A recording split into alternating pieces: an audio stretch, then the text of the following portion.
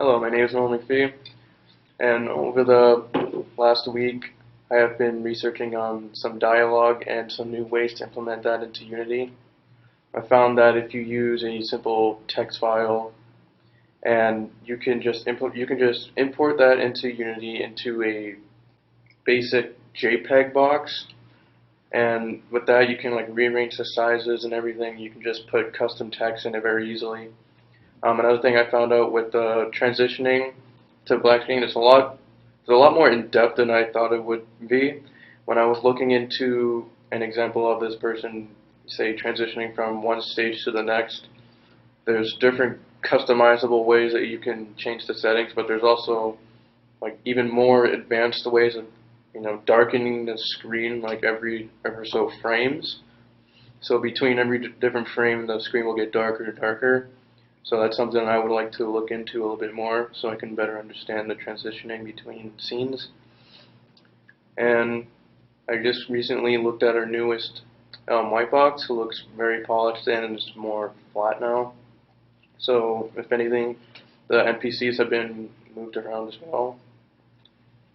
The UI that needs to be worked on is currently being worked on by me and James voice at the moment, and we're currently working on the character selection screen. So that's basically what we're programmers are doing right now. Hi, my name is Jeremy. I'm a designer for the Deadliest. Last week, I changed the design of the level from multiple tiers to just a flat single tier. And what went wrong was that I didn't check to make sure that I could playtest before I created it. So I created the entire scene, only to find out that it wasn't a playable version of it. So I had to redo the entire scene on the build that can be played. And I tried to recreate it by entering the numbers of the positions and scales, but for some reason it did not have them in the same alignment as the other build. I don't know why, but I just had to eyeball it, which was fine. And what went right was adding the huts onto the skeleton of the hut. And I did that by making a perceptual thing where the playable character is very close to the camera, while the image of the hut is behind the character, and the skeleton is behind the image of the hut. And so it looks like the character is actually jumping onto the hut that looks nice, rather than just this kind of box thing. And that's about it. Hello, I'm Lisa Burnell. I'm an artist. This past week I've been working on idle and interaction animations for Afri. For the idle animation, it was fairly simple. I didn't have too much trouble with it. I did have to add a couple of frames later in between frames just to make the animation more smooth. For the interaction animation, I actually had more trouble with it than I had initially thought I would. It just looked too simple for me when I first completed it with only the mouth moving, so later I added some hand movements to make it look nicer in general. So I'm finishing that up, and I will hopefully be moving to Elder or Shaman animations. So that will be next. Our art lead is sick today, so she'll be out and missing production for this week. So that's the art team behind that. What has been completed has been the environment in general. I know has been completed, and I believe she was working on concepts for the elder or shaman. I know I'm not sure if it's completed yet, but there is something there that I can work with. So for the animations, so that should be fine for this week. I believe that's it. I'm Liam Goddard, one of the project leads. I am working with Jeremy to get the white boxes for the 2 other sections of the village finished today.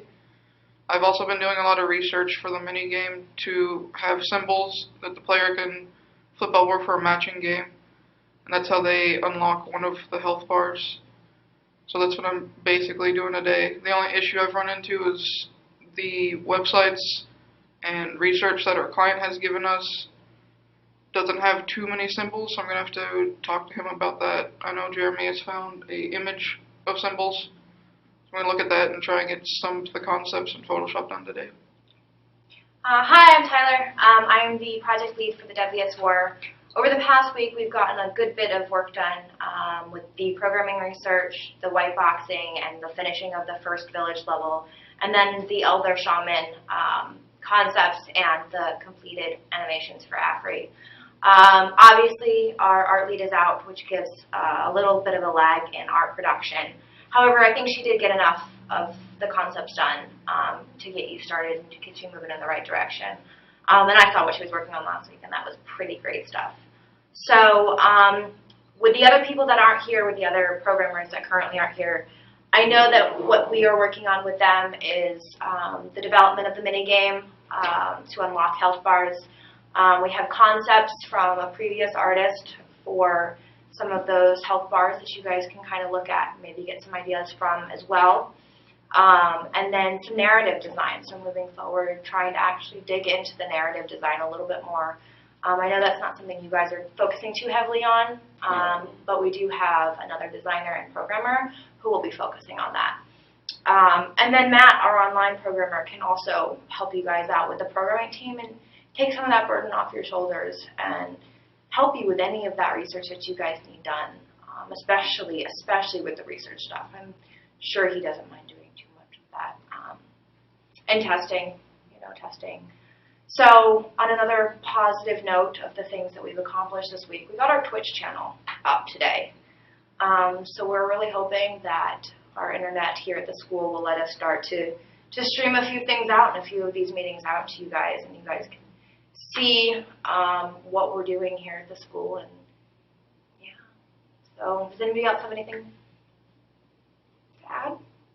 Nope. All right, I think that's it. Thanks, guys. Have a great week.